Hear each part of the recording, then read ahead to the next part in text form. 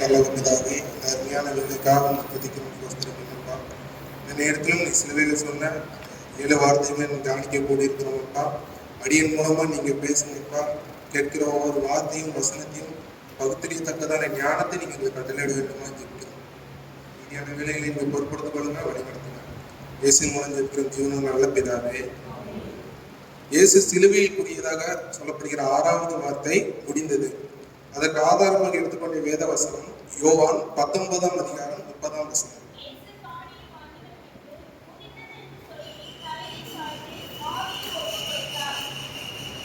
இயேசு என்ன சொல்கிறாரு? முடிந்தது.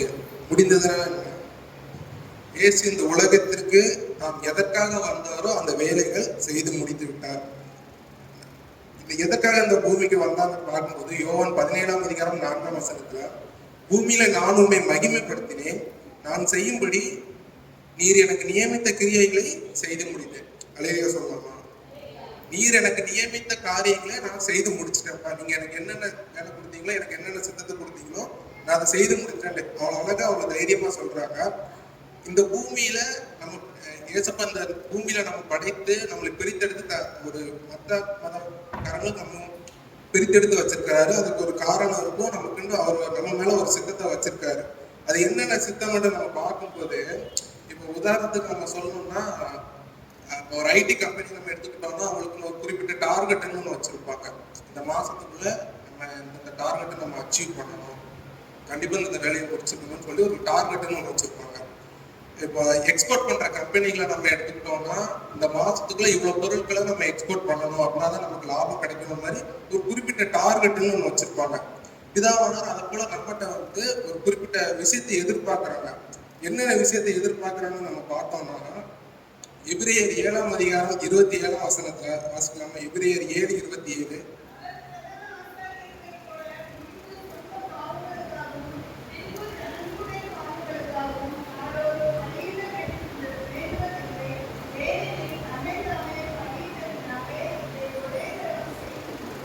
தம்மை பலியிட்டதினாலே ஒரே தரம் செய்து முடித்தார். பழைய காலத்துல யூதர்கள் இடத்துல காணப்பட்ட ஒரு பழக்கம் என்னன்னா, நம்ம செய்கிற பாவத்திற்கு பாவ மன்னிப்பு எப்படி கிடைக்கிறது என்று எடுத்து பார்த்தோம்னா, ஒரு ஆடு மாடுகளையோ ஒரு மிருக ஜீவன்களையோ பலியிடுவதன் மூலமா நம்ம பாவங்கள்லாம் மன்னிக்கப்பட்டுரும்.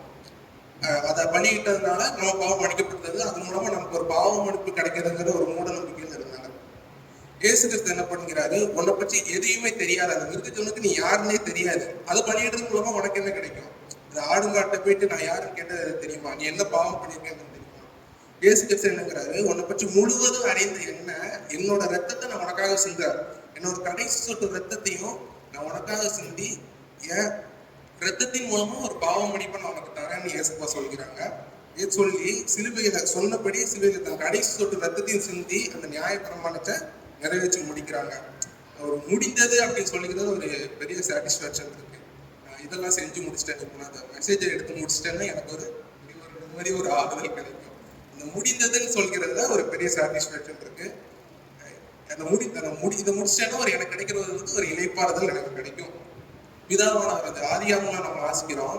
பிதாவானவர் என்ன சொல்கிறார்? 6 நாட்கள் வேலைகளை செய்து முடித்து 7ஆம் நாளில ஓய்ந்திருந்தார். அப்ப அந்த 6 நாள் வேலையை முடிச்சுட்டு 7ஆம் நாள்ல ஓய்ந்திருக்கிறார். ஒரு இளைப்பாறுதல் அந்த இடத்துல கிடைக்குது. ஒரு சில விஷயங்களை நம்ம இந்த இடத்துல பார்க்கலாம். நாம இந்த பூமியில என்ன செய்கிறோம் ஒரு விஷயம். எபேசியர் 6ஆம் அதிகாரம் 13ஆம் வசனம். எபேசியர் 6:13. அவைகளை நீங்கள் எதிர்க்கவும் சகலத்தையும் செய்து முடித்தவர்களாய் நிற்கவும் திராணி உள்ளவர்களாகும்படிக்கு தேவனுடைய சர்வாயுத வர்க்கத்தை எடுத்துக்கொள்ளுங்கள். இந்த பூமியில நம்ம பிதாவானவரை படைச்சு சில விஷயங்களை நம்ம எதிர்பார்க்கறதுக்கு நம்ம ஃபர்ஸ்ட் தயாராகும்போது என்ன பண்ணணும்னா, இந்த சர்வாயுத வர்க்கத்தை நம்ம தரித்துக் கொள்ளணும். இந்த எதெல்லாம் இந்த சர்வாயுத வர்க்கம் சொல்லப்படுதுன்னு நம்ம பார்க்கும்போது, எபேசியர் 6ஆம் அதிகாரம் 12ஆம் வசனத்துல, ஏனெனில் மாம்சத்தோடும் இரத்தத்தோடும் அல்ல, துரைத்தனங்களோடும் அதிகாரிகளோடும் இந்த பிரபஞ்சத்தின் அந்தகார லோகாதிபதிகளோடும் வானமண்டலத்தில் பொல்லாத ஆவிகளின் சேனைகளோடும் நமக்கு நமக்கு போராட்டம் உண்டு. அப்ப இது எல்லாத்தோடையும் நமக்கு போராட்டம் இருக்கு. இதெல்லாம் நம்ம எதிர்த்து நிற்கணும்னா என்ன வேணும்? நமக்கு இந்த சர்வாயுத வர்க்கம் நமக்கு வேணும். இப்போ கேட்கலாம், அப்ப இயேசு கிறிஸ்துக்கு இதோட எல்லாம் போராட்டம் இருந்ததா? அப்ப இதெல்லாம் வென்று முடித்தாரான்னு கேட்கும்போது இருந்தது. இயேசு கிறிஸ்து மாம்சத்தோடு போராட்டம் இருந்தது. அந்த கடைசி நேரத்துல அவர் மாம்சத்துல அவர் கண்ணீர் விட்டு ஜெபம் பண்ணும்போது அவர் கண்ணீர் வடிக்கிறார். அவர் மாம்சத்துல அந்த போராட்டம் இருந்தது. சீசர்கள் எல்லாம் அவர்களை விட்டு போகும்போது அவர் தனியா திகைத்து நிற்கிறார். இப்போ அவரோட மாம்சத்துல போராட்டம் இருந்தது. ஆனாலும் இயேசு கிறிஸ்து அதை வென்று ஜெயித்து முடித்தார். அடுத்ததாக நம்ம பார்க்கிறோம், துரைத்தனங்களோடும் அதிகாரங்களோடும் இந்த உலகத்துல போராட்டம் இருக்குன்னு சொல்றாங்க. இயேசு கிறிஸ்துவோட வாழ்க்கையை எடுத்து பார்க்கும்போது அவரோட மரண தண்டனைக்கு உட்படுத்துவதற்காக எல்லாரும் அவர் மேல குற்றம் சாட்டுறாங்க. பரிசேயர் குற்றம் சாட்டுறாங்க, வேதபாதர்கள் குற்றம் சாட்டுறாங்க, பிரதான ஆசிரியர்கள் குற்றம் சாட்டுறாங்க. குற்றம் சாட்டுறதெல்லாம் பொய்யான குற்றச்சாட்டுகள் தான். ஆனாலும் அவரை தண்டனைக்கு உட்படுத்தணும்ட்டு அவரோட போராடுறாங்க. எல்லா பிரதான ஆசாரிகளோட அவர்கள் குற்றம் சாட்டுறாங்க, அதிகாரிகளும் அவர்கள் குற்றம் சாட்டுறாங்க. அப்ப அவர்களோடும் இயேசு கிறிஸ்துவுக்கு போராட்டம் இருந்தது. அந்த போராட்டம் இப்ப நமக்கும் இருக்கு. இப்போ இந்த காலத்துல நம்ம சொல்லணும்னா சும்மாவே சொல்லலாம், கிறிஸ்தவர்களுக்கு அவ்வளவு எதிர்ப்பு இருக்கு. இப்போ உதாரணமா நான் சொல்லணும்னா, இப்போ கடந்த ஒரு 3 வாரங்களுக்கு முன்பதாக ஒரு நேபாள ஒரு ஆலய சர்ச்சு ஓப்பனுக்காக நான் போயிருந்தேன். நேபாள புஷ்மக்காருங்கிற ஒரு பகுதியில ஒரு ஆலயம், சிறிய ஆலயம் தான், ஒரு 500 பேர் உட்கார ஒரு ஆலயம் திறப்பினார். நான் போயிருந்தேன். அவங்க பெரிய எதிர்ப்பு இல்லை. அவங்க எதிர்ப்பு எப்படி காட்டுறாங்கன்னா, அந்த சர்ச் இருக்கிறதுக்கு ஒரு 500 மீட்டருக்கு ஆப்போசிட் சைட்ல ஒரு இதோட ஒரு ஆலயம் ஒண்ணு இருக்கு. இவங்க ஆலயம் திறக்கிறாங்க, அதை நம்ம எதிர்க்கணும் எப்படி சொல்லி அவ்வளவு ஒரு பெரிய பாக்ஸ் ஸ்பீக்கர், நான் கண்ணால பார்த்தது, அவ்வளவு ஸ்பீக்கர் பாக்ஸை நேரம் அந்த சர்ச்சுக்கு நேரம் மட்டும் எதிர்த்து வச்சு 24x7 பாட்டு பாடிக்கிட்டே இருக்காங்க. சலிக்காம வந்து அங்கேயே சாப்பிடுறாங்க, அங்கேயே பாட்டு பாடுறாங்க. சர்ச்சுக்கு யாரெல்லாம் போயிட்டு வராங்கிறத பார்த்து வரும்போது அவங்களுக்கு தொந்தரவு பண்றது, இது அவங்க பண்றாங்க. இது நான் அந்த இடத்துல இருந்து நான் பார்த்ததுனால நான் தைரியமா சொல்றேன். அவ்வளவு பெரிய பாக்ஸ், அந்த ஸ்பீக்கர் பாக்ஸ்ல நாங்க பார்த்தது கூட இல்லை. அவ்வளவு பெரிய பாக்ஸ் செஞ்சு சர்ச்சுக்கு நேரா திருப்பி வச்சு 24x7 பாட்டு பாட்டு தொந்தரவு பண்றாங்க. இப்ப அடுத்ததாக சத்தீஸ்கர்ல நம்ம பார்க்கணும்னா என்ன பண்றாங்க, சர்ச்சை அடிச்சு உடைக்கிறாங்க. அதிகாரிகளோட நமக்கு போராட்டம் இருக்கு. இன்னொரு உதாரணம் கூட என்னால சொல்ல முடியும். ஒரு மிஷினரி, எனக்கு நன்கு தெரிந்த ஒரு மிஷினரி கடந்த ஒரு 3 மாதங்களுக்கு முன்பதாக இறந்து விட்டாங்க. அவங்க சர்ச்சிலேயே அடக்கம் பண்ணிட்டாங்க, சர்ச்சு வழி அடக்கம் பண்ணிட்டாங்க.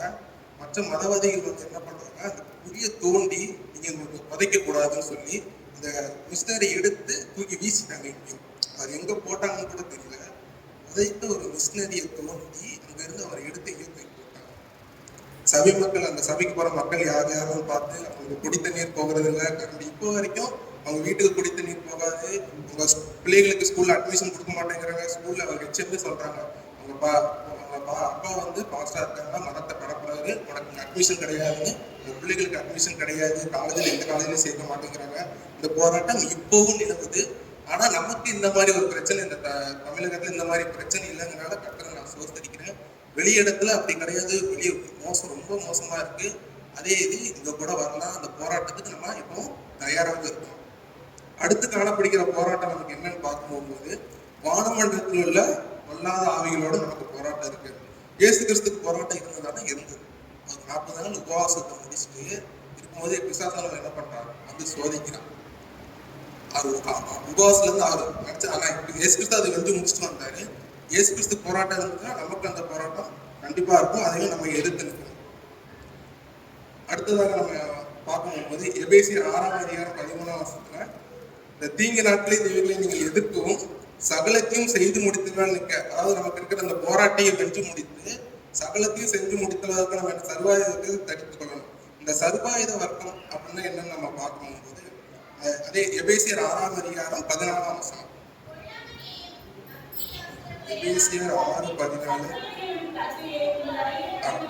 சத்தியம் என்னும் கச்சையை அறையில் உடையவர்களார். முதலாவது நம்ம பார்க்கிற அந்த சர்வாயுத வர்க்கம் என்னன்னா சத்தியம்.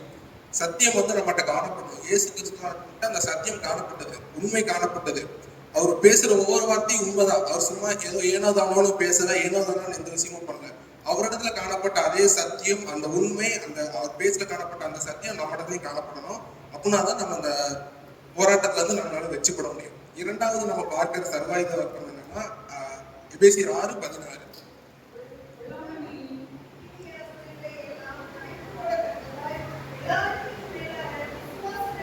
எல்லாவற்றிற்கும் மேலாக விசுவாசம் உள்ளவர்களாக வந்து கிடையாது பிடித்துக்கணும். இரண்டாவது நம்ம பார்க்கிற சர்வாயுத வர்க்கம் என்னன்னா விசுவாசம்.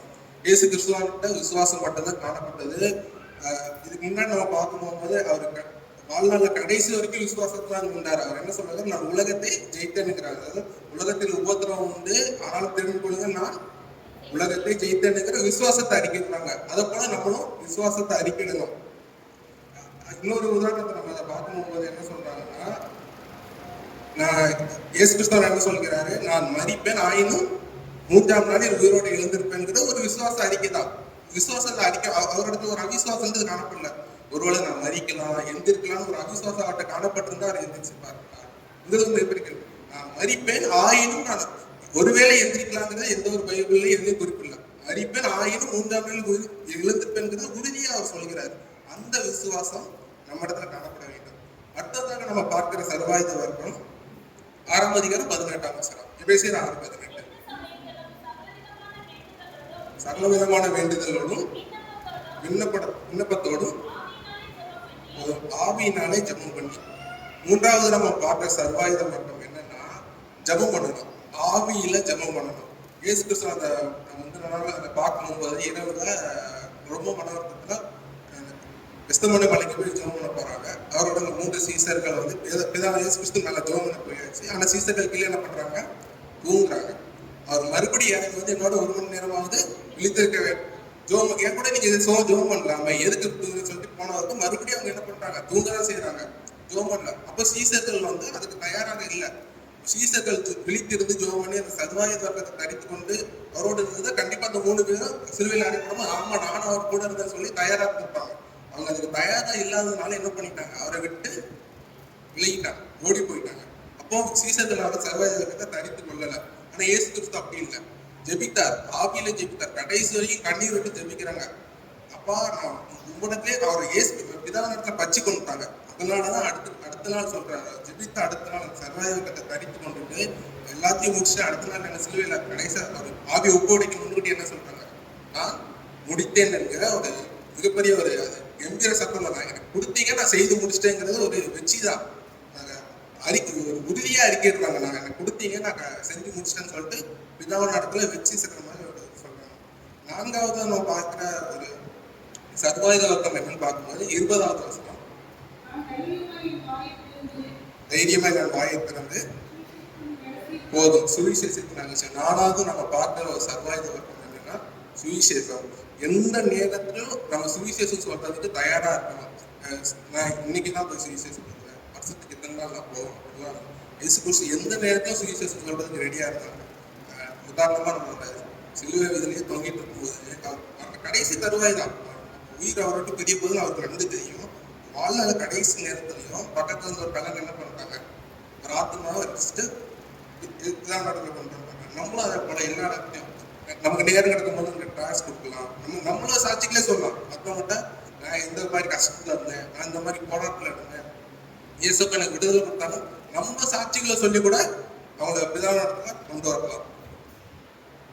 கடைசியாக 2 தீமோத்தேயு 4ஆம் அதிகாரம் 7வது வசனம், நல்ல போராட்டத்தை போராடுங்கள், ஓட்டத்தை முடித்தேன், விசுவாசத்தை காக்கணும். இது யார் சொல்லுங்க? அப்போஸ்தலனாகிய பவுல் வாழ்க்கை நம்ம எடுத்து பார்த்தாலும் அவரு விசுவாசத்துல இருந்தாரு, அவளும் ஜெபிச்சாரு, ஆவியில போராடி ஜெபிச்சாரு. அவருக்கு எல்லா கஷ்டங்கள் இருந்தாலும் அவரு சத்தியத்துல இருந்ததுனால சர்வாயுத வர்க்கத்தை அவரு தடித்து கொண்டதுனால அவரு விசுவாசத்துல கம்பீரமா சொல்றாரு, நல்ல போராட்டத்தை போராடினேன், ஓட்டத்தை முடித்தேன், விசுவாசத்தை நான் காத்துக்கொண்டேன். அவர் சொல்றாரு, நீ எனக்கு கொடுத்த வேலையெல்லாம் நான் முடிச்சிட்டேன், நானே என் விசுவாசத்தை காத்துக்கொண்டேன். அடுத்தது தொடர்ந்து படிக்கும்போது என்ன சொல்றாங்க, அது இது முதல் நீதியின் கீழ் எனக்காக வைத்தப்பட்டிருக்கும். இந்த எபிரேயர் 4ஆம் அதிகாரம் 10ஆம் வசனம் ஆல்ரெடி வாசன வசனத்துல என்ன சொல்றாங்க, அவருடைய இளைப்பாறுதலில் பிரவேசித்தவன், ஏனெனில் அவருடைய இளைப்பாறுதலில் பிரவேசித்தவன் தேவன் தம்முடைய கிரியைகளை முடித்து ஓய்ந்திருந்தது போல தானும் தன் கிரியைகளை முடித்து ஓய்ந்திருப்பார். அப்ப நீங்க எல்லாம் அந்த வேலையெல்லாம் முடிச்சுட்டு ஓய்ந்திருந்தீங்க, நானும் எனக்கு கொடுத்த வேலையெல்லாம் முடிச்சுட்டேன், நீ நானும் ஒரு இடத்துல ஓய்ந்திருக்கு வரேன், இளைப்பாறுதலுக்குள்ள பிரவேசிக்க வரேன்னு சொல்லிட்டு அப்போஸ்தலனாகிய பவுலும் இந்த இடத்துல நம்ம தெரியப்படுத்துகிறார்.